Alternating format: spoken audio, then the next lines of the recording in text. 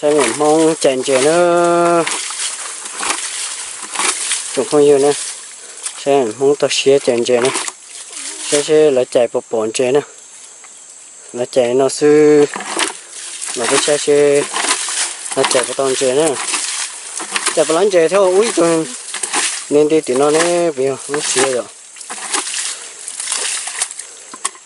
Chè thành thì nó sẽ bộ bồn chè á.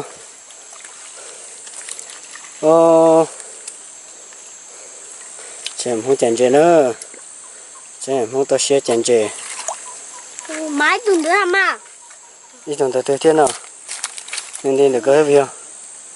Một xe xe, nè lấy đồ xa, giá trị đi. Cần nên xa rồi. Tôi đây là cũng một phần nên thế rồi. Sẽ nó muốn đèn chè nữa. Nhưng nó cũng muốn chè thế lấy rồi.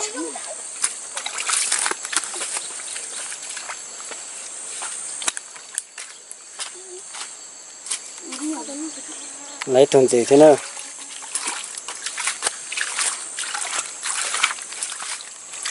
Lấy tù thế sao rồi? Nè, lấy tù thế nó ô tô để nè. Ô tô để rồi. Sao nữa? Cái đây nó mà cũng muốn chè thế. Ta xin chè lại tên chè đi lo xem nè. Chè muốn đèn chè nó cũng muốn chè thế nè. Cái thùng nó nè. Ta tại sao tôi nhắc cái thứ muốn chèn chè nè sẽ lên đồng bờ chả nè. Có toàn đầu cờ gì nè. Ít tay đi nó nè.